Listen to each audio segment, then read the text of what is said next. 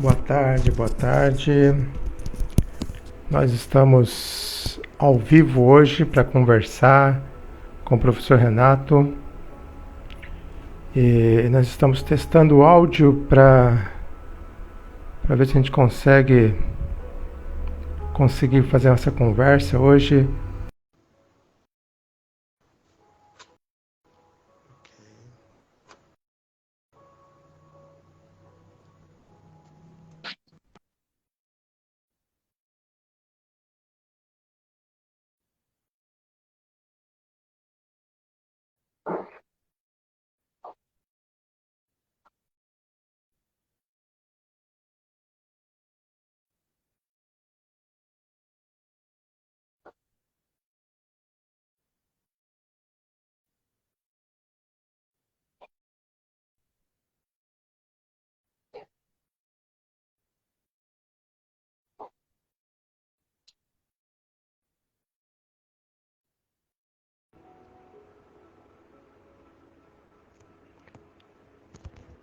Testando. E aí, tá saindo o áudio? Tá só só no celular, não estou conseguindo, Fausto. Tá. Mas vamos ver se agora vai parar o eco agora. Vamos ver se agora tá dando certo. Vamos lá. Parece que agora minha voz não tá ecoando. Parece que não. Para mim tá ótimo. Perfeito agora. Então podemos conversar agora tranquilamente. Então vamos lá. Vamos lá. Então, esse tema realmente, Renato, eu concordo com você, que é um tema que cada vez mais precisamos debater sobre isso. Eu também sou professor da rede de ensino pública. Dou aula na área de português, inglês, história, e cada vez mais a gente está notando, Renato, que as crianças estão surtadas. Elas não conseguem mais se concentrar em nada, sabe? E isso é alarmante. E eu queria que você explicasse para nós, Renato, por que está acontecendo isso? Por que a mente das crianças estão agindo dessa maneira? Olha só, tem uma questão muito importante nisso tudo, que é assim, a configuração contemporânea, ela traz uma formatação de perceber a superfície da situação, perceber o comportamento e não reconhecer o que está por trás disso. Então, o que leva uma criança que está dentro dessa perspectiva de não conseguir prestar atenção em nada, de não conseguir se concentrar, tem algo por trás muito maior. Essas crianças estão extremamente inseguras, essas crianças estão extremamente perdidas, porque não têm uma estrutura, porque não conseguiram configurar uma estrutura necessária para que elas possam se apoiar e conseguir se concentrar ou olhar para algo, prestar atenção em alguma coisa e possa realmente nutri-las. Então elas estão tão carentes de qualquer coisa que possa trazer para elas uma satisfação, que elas se agarram em qualquer atração, qualquer coisa que possa trazer para ela uma noção de satisfação. E nesta satisfação rasa e superficial, ela não consegue se nutrir, ela não consegue crescer e se estruturar, que é justamente o que pode levá-las a uma outra configuração, a uma outra possibilidade de não se apegar a coisas tão úteis, a coisas tão efêmeras. Entendo. E assim, se você me permitir claro, me alongar só um pouquinho, só para dar assim, não existe outra base que não seja a família. Então, você está dizendo que você atua aí na escola, né, no âmbito educacional, você recebe uma carência que, na realidade, não é sua, uma demanda que, na realidade, não está dentro do âmbito daquilo que é da tua alçada, percebe? E que você muitas vezes acaba tendo que suprir sem ser da sua competência isso. E não estou dizendo que você não seja competente, mas você precisa fazer isso com os seus filhos, percebe? E não com uma classe de 30 pessoas, por exemplo. E é isso mesmo, Renato. Está conseguindo me ouvir? Estou sim. Tá. O que acontece também, que eu percebo, é que exatamente isso que você está falando. Os pais já não têm mais o encargo de treinar os filhos, de educar os filhos. E o que acontece? Filho, importante que você está distraído. Então, você pega aqui, assiste o quanto você quiser, você fica jogando o quanto você quiser. E é comum, Renato, as crianças dormirem às vezes até 2 horas da manhã, jogando, simplesmente jogando. E os pais não se importam com isso, né? Então, e esses que jogos que está acontecendo? Extrema violência. E o mais grave ainda, pornografia. Alunos de 6º ano, pasme, 5º, 6º ano, assistem e sabem assistir, procurar no Google pornografia pesada. E uma criança no 6º ano assistindo horas por dia pornografia. O que acontece numa mente de uma criança, Renato? Pois é.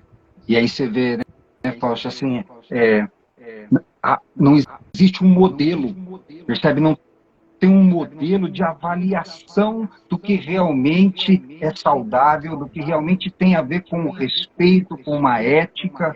Então, se não tem isso dentro de casa, como é que a pessoa pode desempenhar uma avaliação adequada daquilo que faz bem para ela? É a mesma coisa eu tenho um exemplo muito simples, que é assim, é um sujeito que está morrendo de fome, ele vai fuçar no lixo e vai comer qualquer porcaria. Mas, Renato, o que a gente poderia assim, pensar nessa sociedade atual que a gente está vivendo? A gente percebe que a maioria está totalmente assim, né? Está nesse nível. Os pais não sabem o que fazer com os filhos extremamente carentes e absorvendo qualquer jogo o tempo todo e aquela carência afetiva que não é suprida, então ela não tem a atenção dos pais, então alguma coisa vai ter que me suprir essa carência. E o que será que a gente podia, como terapeuta, como pessoas, o que será que o governo poderia fazer? Qual caminho será para a gente, às vezes, voltar a esse rumo de uma família mais tradicional, que curta mais a presença do outro, que abra mão dos programas de televisão?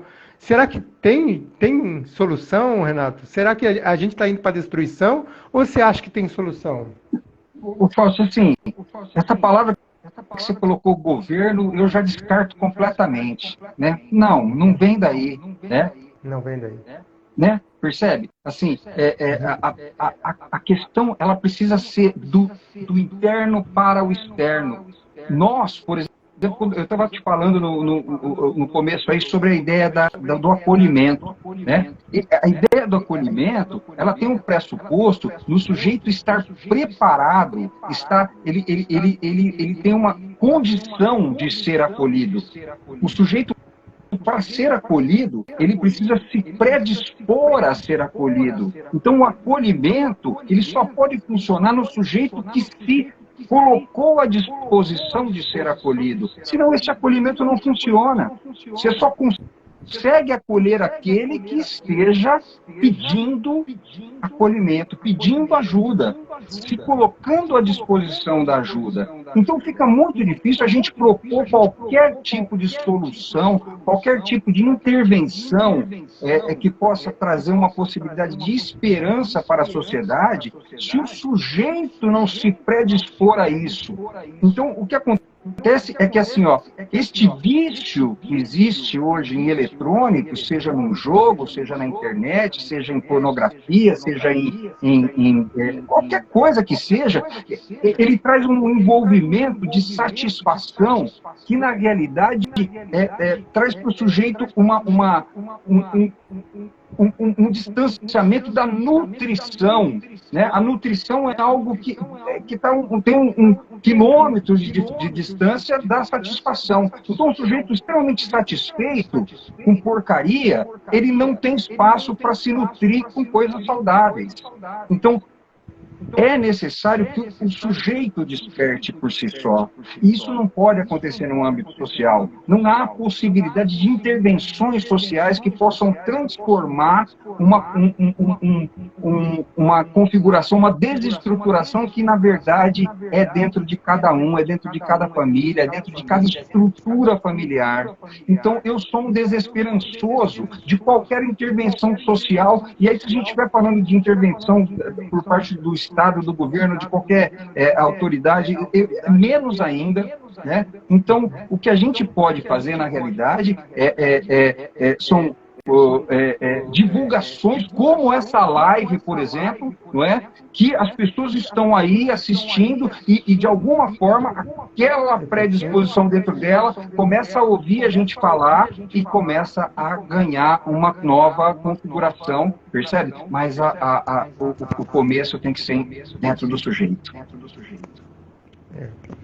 É muito bem verdade isso, e infelizmente tem ainda uma cultura que buscar ajuda, buscar terapia, buscar uma sessão de psicanálise ainda é algo para louco, né? Para desgovernado, perdido, e mal percebe as pessoas que todos nós temos um nível de doença, um nível de patologia sério.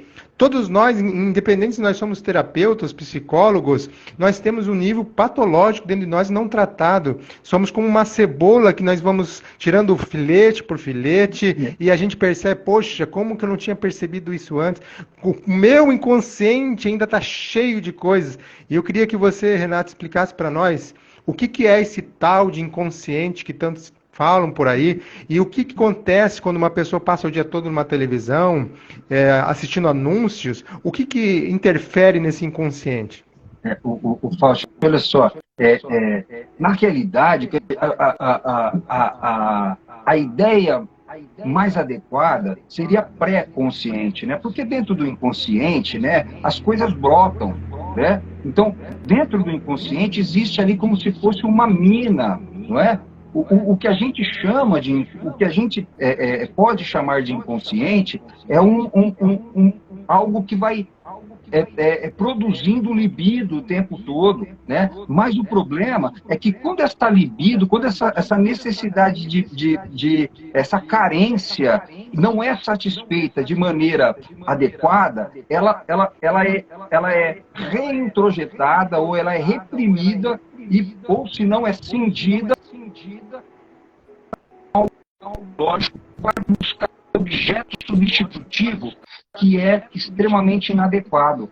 E aí, o sujeito ele se atrai por futilidades, ele se atrai por propagandas enganosas, ele se atrai por promessas de felicidade, ele se atrai por porcarias, na verdade, porque na realidade ele não foi suprido naquilo que era demanda inconsciente, percebe? E aí ele se enche de repressões pré-conscientes. Por que eu falo pré-consciente? Porque já tem uma noção de consciência nisso, já existe ali uma noção de tempo e espaço, já existe ali uma noçãozinha do que é o mundo externo, e aí ele troca a vontade, que é uma satisfação da necessidade, pelo desejo, que é uma vontade pervertida, já por conta dessa impossibilidade de ter sido satisfeita na sua forma original. Então é isso que a gente vê. Muitas vezes a criança que é viciada, por exemplo, em videogame,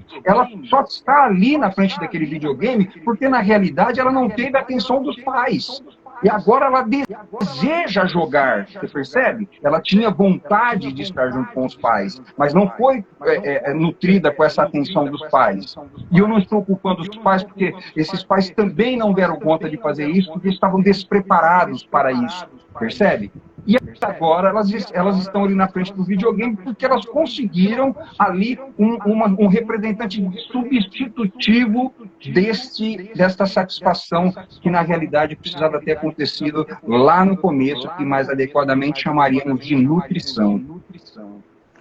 E é interessante, Renato, que é um padrão que se repete, bem como você falou, os pais, os filhos, os netos, e muitas vezes muitas pessoas falam assim, o meu pai foi terrível para mim, foi uma pessoa terrível, mas ele só deu aquilo que ele viveu.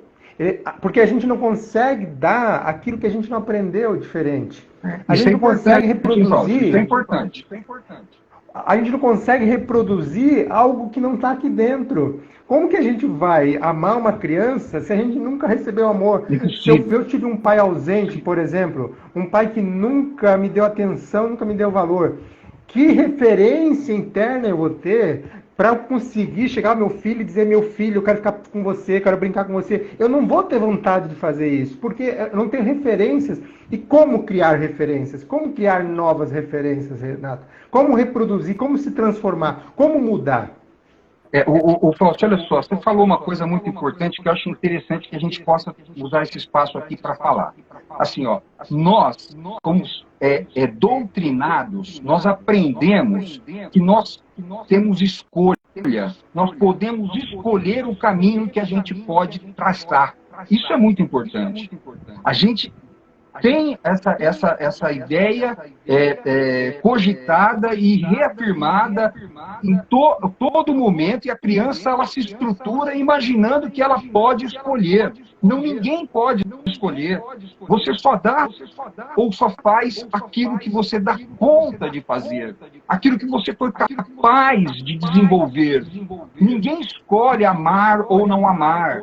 O amor não é uma escolha, o amor é uma capacidade. Se você não foi amado, você não aprendeu a amar a si mesmo e não vai conseguir estender esse amor ao outro. Então isso é muito importante. Nós temos hoje a política da escolha, a ideia da escolha disseminada, como se cada um pudesse escolher o que fazer ou deixar de fazer, quando na realidade nós fazemos aquilo que nós somos capazes de fazer. Se eu não fui amado, eu não vou conseguir amar a mim mesmo. Se eu não fui respeitado, eu não vou conseguir respeitar a mim mesmo. E tão pouco vou poder estender isso ao outro. E aí, assim, né?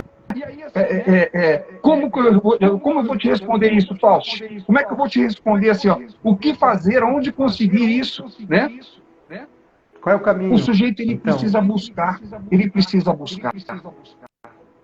Até quando ele buscar ao nível em que aquilo cria uma nova estrutura psicológica, aí sim haverá uma escolha. Isso. Aí sim. Então, não, desculpa, Fausto, não acredito em escolha. Não acredito em escolha em qualquer que seja o âmbito. Não acredito. Nem a cor da tua camiseta foi você que escolheu. Você colocou porque alguma coisa maior que você não tem a menor noção, a menor consciência te fez buscar essa camiseta. E o quanto nós somos produto do meio, Renato? Então, olha só. Nós somos o meio. Nós não somos nem o produto do meio. Nós somos o meio. A gente tem essa coisa de que, então, se a gente não é produto do meio, a gente é produto do quê? O Bion, ele fala assim, somos pensamentos em busca de pensador. Então, assim, antes de você nascer, já tinha um pensamento que te antecedia. Você percebe? Não é nem, assim, não foi nem o meio que te transformou. Já existia algo no meio antes de você existir. E quando você nasceu, esta configuração do pensamento te possuiu. Você percebe? Você acolheu este pensamento e se tornou este pensamento.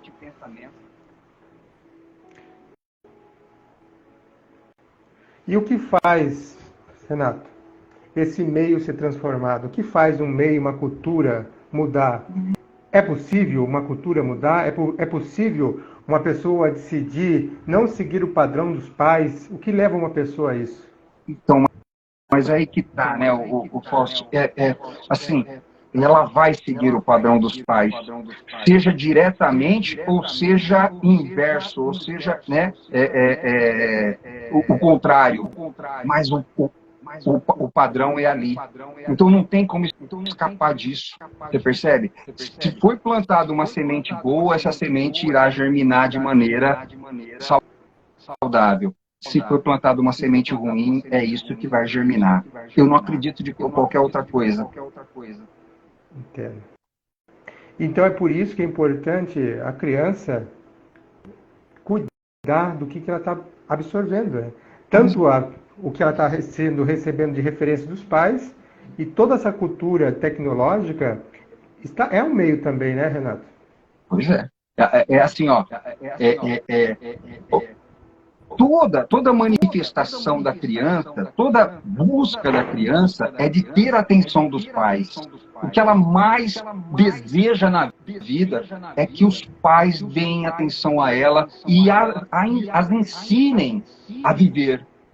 Elas só vão buscar qualquer outra coisa quando isso foi negado e negado por várias vezes, porque ela vai tentar de novo, porque ela vai tentar mais uma vez, ela vai buscar mais uma vez a mãe, ela vai buscar mais uma vez o pai.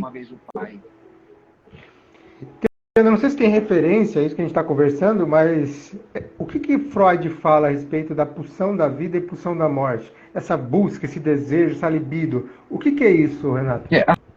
Assim, a pulsão de vida e pulsão de morte, o Fausto, assim, ó, é uma condição natural.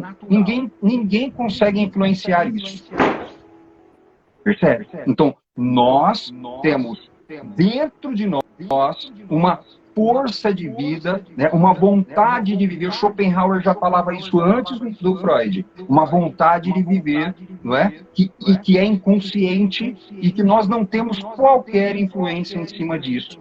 Até um suicida, por exemplo, ele pode estar cheio de pulsão de vida, mas ele se suicida. Não se suicida porque tem pulsão de morte, mas se suicida porque tem desejo de morrer. E muitas vezes esse desejo de morrer é um último grito justamente de uma insuportável que é contra a vida dele. Então, pulsão de vida é tudo aquilo que agrega para Freud, é tudo aquilo que integra, é tudo aquilo que liga. Quando você tem um funcionamento de ligação, seja de partes de você mesmo, entrando em concordância uma com a outra, né, uma ideia que esteja ali discordante dentro no seu mundo interno, que possa, em algum momento, concordar, é pulsão de vida. Quando o sujeito se liga ao outro, dentro daquilo que o Freud chamou de eros, ele é pulsão de vida, então ele está se ligando ao outro. E quando acontece o trabalho contrário, é a ausência da libido na pulsão de morte, ou seja, na desintegração. O sujeito se desintegra, o sujeito se separa do outro. Então, esta também é uma atuação da pulsão de morte. O que fazer com nossos traumas, Renato? O que fazer com uma infância totalmente traumatizante? Um adulto chega pedindo ajuda. Olha, eu tenho vontade de a minha vida eu não consigo ver mudança, eu não consigo mudar, eu não consigo fazer da minha vida. A minha vida é dilacerada, cheia de situações em que eu não vejo escape. O que fazer? Qual é a luz do fim do túnel? Não, se ele me procurou, então ele vê. Ele pode não estar admitindo, mas ele já está vendo. Mas ele precisa me procurar. Se ele não me procurar, eu não tenho recursos para fazer isso. Eu não acredito em qualquer tentativa de ajuda compulsória. Não funciona. Precisa haver um despertar interior. E para isso, Fausto, assim, se você me permitir usar, né, não estou aqui tentando pregar nem nada, mas a formulação religiosa é muito interessante nesse sentido, né? Então, o filósofo Jesus Cristo não ajudou ninguém se não procurassem ele. Ele só ajudou aqueles que procuraram ele. Ele não saiu pegando as pessoas na rua e ajudando as pessoas que não procuraram ele. As pessoas precisavam chegar até ele. Muito interessante. E às vezes a gente tenta mudar as pessoas, né, Renato? Ah, você tem que ser assim, você tem que mudar essa tua atitude, e a gente cria uma briga dentro de casa. E muitas vezes no relacionamento conjugal, às vezes passa-se anos e um não aceita o outro, e um briga, e um teve uma história. Cada um teve seus traumas. E como lidar com um parceiro, Renato? Eu sei que a gente está fugindo um pouco de tema, mas eu acho bem interessante abordar esse tema. Como lidar com um parceiro que diz assim, ó, eu não quero mudar. Eu gosto do que eu sou, eu gosto do que eu faço, eu estou bem assim. E aí? E aí gera sofrimento. A pessoa está com sofrimento por não está aceitando um ao outro. E aí, faz o que, Renato? Eu preciso respeitar o processo do outro. Muitas vezes, eu tento ajudar o outro dentro de um critério que eu acredito que é fazer o bem. Dentro de um critério que eu acredito que é memória, que é melhora. Não é melhora. Melhora é dentro da perspectiva do processo dele. Então, eu preciso ser capaz de respeitar o processo do outro. Se eu não estou sendo capaz de respeitar o processo do outro, eu preciso me afastar deste outro, para que ele possa viver as experiências da vida dele, para que ele possa viver o tempo do processo dele, que não é o meu. Existe uma configuração, Fausto, muito importante que, assim, o Freud ele tratou bastante dessa questão, que é a questão da culpa. Muitas vezes o sujeito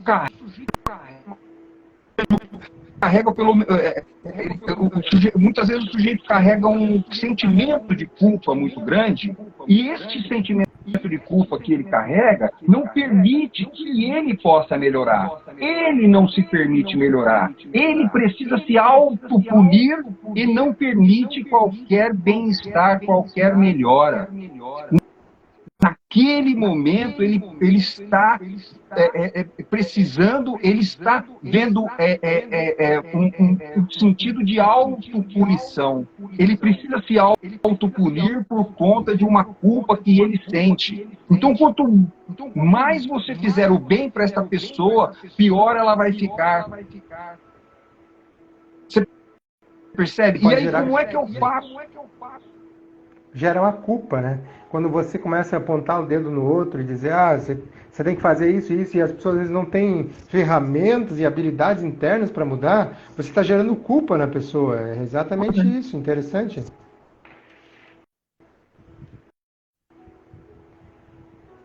E o nosso inconsciente faz parte de qual porcentagem que a gente tem de consciência e inconsciência, Renato? Assim, o inconsciente é a maior parte, Paulo. Eu costumo dar um exemplo assim, se você coloca uma pedra de gelo na água, a parte que fica debaixo da água é o inconsciente, e a parte do gelo que fica para cima da água é o consciente. E aquelas pessoas, Renato, que falam assim, ó, eu não lembro de nada da minha infância, eu não lembro nem da minha adolescência, eu não lembro de nada, e não tem um problema de Alzheimer, nada, ou alguma doença cerebral, mas tem pessoas que parece que deletam a sua infância. Você já teve casos assim? E o que poderia ser isso, Renato? Então, muitas vezes o sujeito ele viveu uma infância tão dolorosa, tão agressiva, tão hostil, que para ele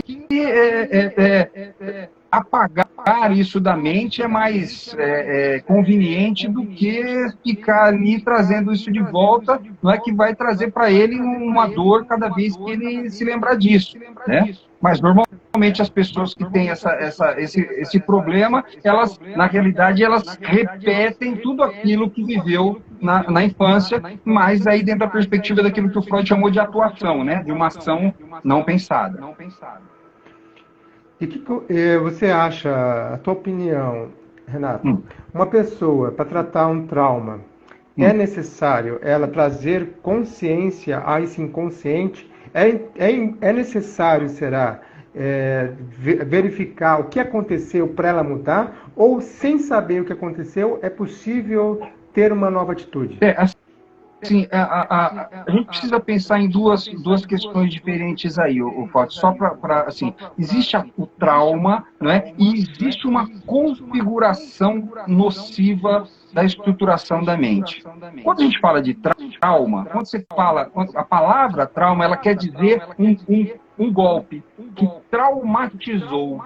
Normalmente não é isso que acontece com o sujeito. Normalmente o que acontece com o sujeito é uma configuração de estruturação que foi mal sucedida. E aí eu não posso chamar. Não é simplesmente um jeito, mas foi toda uma desestrutura da personalidade. Percebe? Então, existe essa diferença. Trauma quer dizer um evento isolado. Isso traumatizou. Agora, a gente está falando aí de uma vida, uma estruturação de uma criança que foi mal sucedida. Faz sentido? Faz sentido. E é importante que essa estrutura, a pessoa percebe que está tendo alguns comportamentos que ela não consegue controlar. Quando ela vê, ela está gritando, quando ela vê, está lá conversando e começa a ficar nervosa, começa a gritar. Sim. E nem sabe por que está gritando. Né? De repente começa a gritar, dá um surto. E às vezes, com certeza, isso tem um cunho inconsciente que está gerando aquele gatilho. Sim, né? sim. É importante, Renato, a pessoa ter consciência da onde se originou a raiz daquele gatilho? É importante ter consciência, Fausto. Só que, assim, o que acontece? Muitas vezes, aquilo que gerou essa perturbação mental aconteceu numa época da vida muito precoce, onde ela ainda não era capaz de verbalizar, ela ainda não era capaz do dom da palavra. Então fica muito difícil, depois de adulta, conseguir representar isso dentro de termos ou dentro de conceitos. Então ela não consegue dizer sobre aquilo, ela só sente aquilo. E aí, dentro da perspectiva do acolhimento, é que acontece uma possibilidade muito interessante. Porque quando você acolhe o sujeito, a psicanálise ela vai para além da palavra. Ela vai dentro de uma perspectiva ambiental. Então, o sujeito é acolhido e dentro deste acolhimento ele consegue integrar essas partes dele que estavam desconectadas da sua personalidade, mesmo que ele não consiga dar um nome para isso. Ele passa então a perceber esse desconforto, ele passa então a reconhecer esse desconforto, aprender a respeitar esse desconforto e se responsabilizar por isso. E a partir daí acontece uma transformação. Podemos chamar isso de consciência também, mas não necessariamente nós vamos saber sobre isso, nós vamos saber falar sobre isso, ou vamos dar um nome para isso necessariamente, mas isso vai se integrar e o sujeito vai aprender a respeitar e se responsabilizar por isso. E com certeza, isso é... A pessoa que busca ajuda é porque, de alguma forma, ela acordou para a possibilidade de mudança, né? Para a possibilidade de novos comportamentos. E eu gostaria de saber, Renato, se você atende, você tem uma clínica física, uma clínica online, as pessoas que se interessam por essa área, gostaria de receber, como que funcionam os teus atendimentos, se é possível procurar ajuda com você? É possível, Fausto. Assim, eu tenho a minha agenda ultimamente anda meio lotada, né? Assim, como tenho 20 anos de clínica, chega uma hora que trava, né? Os horários disponíveis que você tem, você acaba preenchendo e dificilmente eu tenho pacientes que estão comigo há 10 anos, né? Então você acaba tendo os horários travam e querer atender mais de 7, 8 pacientes por dia é loucura. Então a gente acaba travando, né? Mas atendo tanto presencial quanto online, né? Hoje muito mais online, depois da pandemia aí o atendimento online acabou se tornando muito mais predominante aí na agenda, mas nós temos o GEPA, viu, Fausto? Assim, GEPA, Grupo de Estudo Psicanálise do Acolhimento, temos vários psicoterapeutas que atendem dentro dessa linha, né, do acolhimento, e eu também posso atender, claro que se essa pessoa me procurar, pode ser que conhecida de algum paciente ter parado, interrompido o processo e encaixar essa pessoa também. Que ótimo. Só que hoje em dia existem vários tipos de terapia, né? A psicanálise é uma vertente de terapêutica. Sim. E existem terapias breves, de uma sessão, 2, 3 sessões, e a psicanálise é uma terapia mais a longo prazo. Como saber, existe algum perfil para diagnosticar se uma pessoa precisa de uma terapia mais longa, de uma mais breve, ou isso somente só se descobre num acolhimento? Sim. Boa pergunta, Fausto. Olha só. O Wilfred Bion é um pensador que é muito importante na psicanálise contemporânea. E ele diz assim, uma sessão precisa ser sem passado e sem futuro. Então, se essa sessão, se o sujeito ele não se apoia em dados da memória e também não tem expectativas do que pode vir, então, uma sessão é uma sessão e ela deve se bastar dentro da perspectiva desta sessão.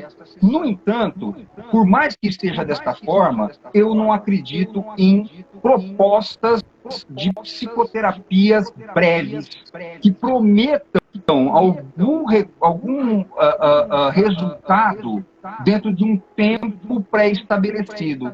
Então, a psicanálise dentro desse âmbito bioniano, né, dessa proposta do Bion, ela também não promete resultado. Ela promete abertura. Ela promete que o sujeito vá conseguir abrir mais e não fechar. Então, assim, não acredito em propostas de psicanálises ou psicoterapias breves, de tempo breve, com a promessa de algum resultado. E o que hoje em dia acontece tudo efeito micro-ondas, né? As pessoas querem um efeito muito rápido.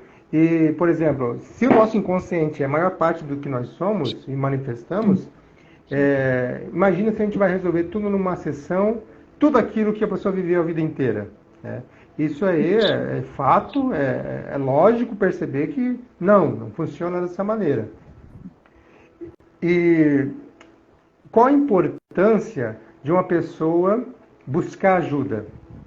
Quando a pessoa desperta, poxa, qual a importância de uma pessoa buscar ajuda, Renato? Total, né? Total. Assim, na realidade, a psicoterapia, ela é muito mais uma manutenção do processo psíquico, a manutenção do funcionamento emocional e afetivo, do que uma busca da cura de alguma coisa. Então, ela precisa entrar na vida do sujeito com uma possibilidade de exercício do aparelho emocional afetivo que muitas vezes fica travado, fica obstruído no viver cotidiano, que faz com que o sujeito repita as coisas dentro de uma produção pré-estabelecida, engessada, e ele acaba não conseguindo expandir o seu funcionamento emocional afetivo por conta disso. Então, a psicoterapia, a psicanálise deveria entrar na vida do sujeito, assim como um sujeito que faz pilates, por exemplo, que faz uma fisioterapia, dando manutenção para o corpo, corpo, uma academia que o sujeito faz ali dentro dos exercícios físicos. Então, a psicoterapia deveria entrar na vida do sujeito como um exercício emocional afetivo, muito mais do que a busca por uma cura que na realidade não vai acontecer nunca, porque nós vivemos num mundo doente, numa sociedade doente, e é impossível se curar vivendo nesta sociedade doente. E essas patologias nossas, emocionais, elas são, figuradamente, como se fossem monstros, né? Monstros que a gente vai enfrentando, vai olhando e vai vendo. E a minha pergunta para você é, esses monstros, né, emocionais que a gente vai lá do passado, eles morrem ou sempre nos acompanharão? Oh, boa pergunta, Fausto. Boa pergunta. Olha só, eu não acredito em deletar elementos da mente. Tudo aquilo que está na tua mente, ali permanecerá. E vão carecer que você seja capaz de reconhecê-los e integrá-los à sua personalidade e colocá-los num lugar adequado da sua personalidade.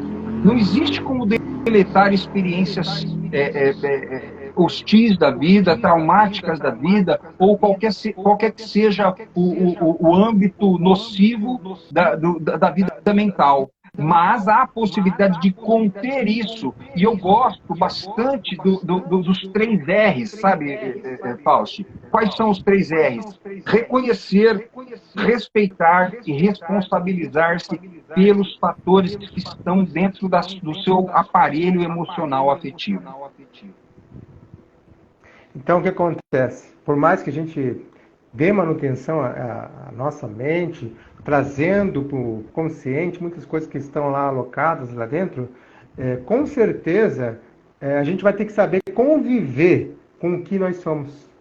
Conviver com esse arcabouço que nós acumulamos e vivemos e somos o meio de tudo isso.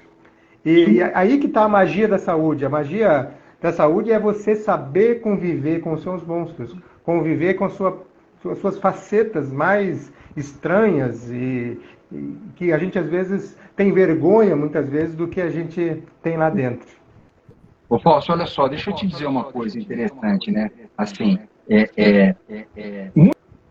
muitas vezes, aquilo que a gente está chamando de monstro dentro das características que a gente pode perceber dentro da nossa personalidade, muitas vezes isso que hoje a gente está chamando de monstro, quando a gente submete a possibilidade de percepção, reconhecimento, respeito e responsabilização, a gente vai conseguir reconhecer, perceber que isso que eu chamava de monstro, na verdade, é uma grande virtude que eu tenho.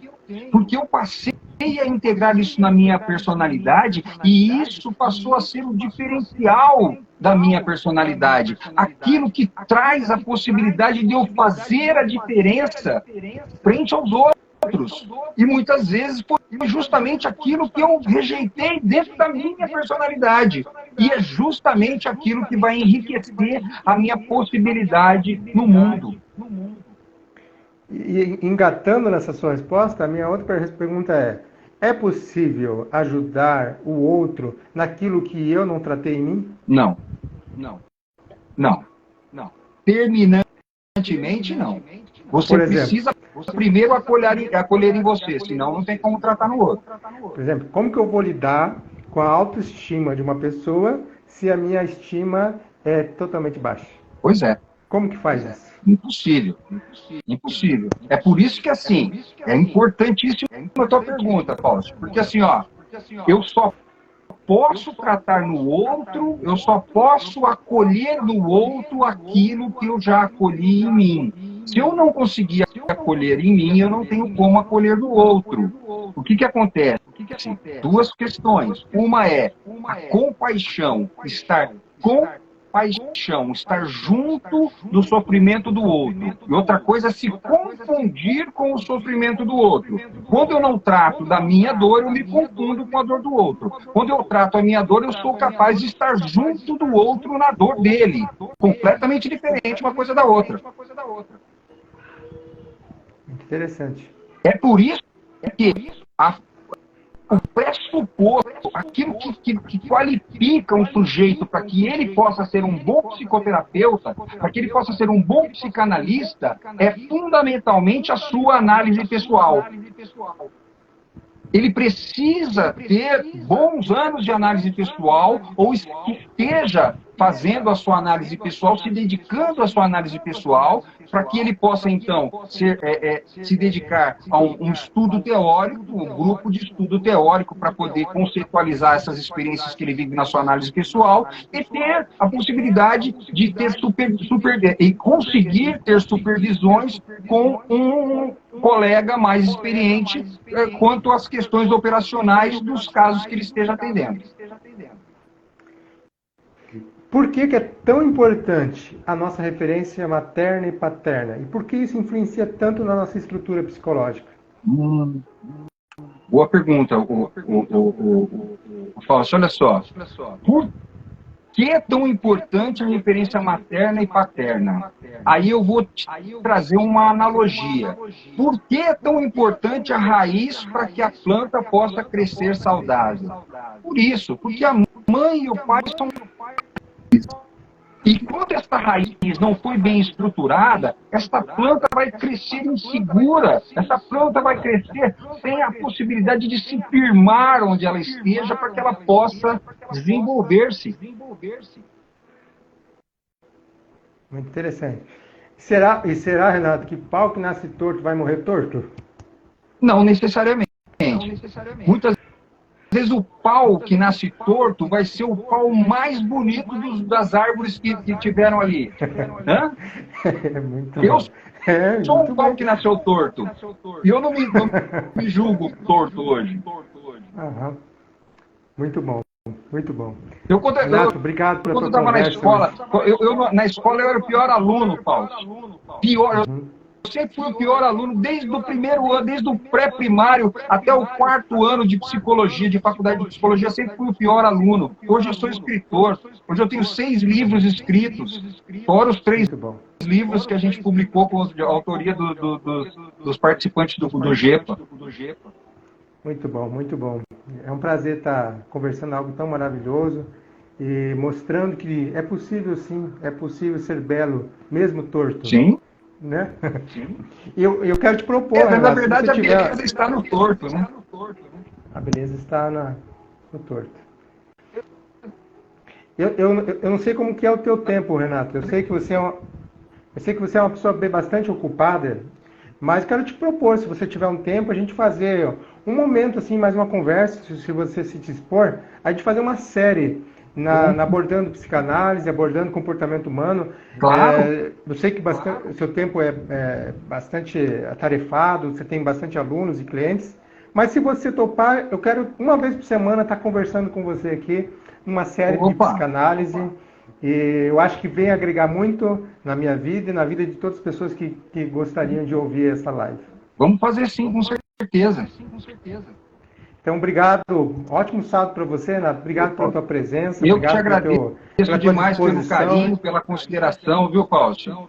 Muito obrigado. Eu agradeço pela tua humildade. Deus te abençoe. Muito obrigado. Um excelente final de semana. Receba o meu abraço, receba o meu carinho e minha gratidão pela sua presença. Até mais. Até breve.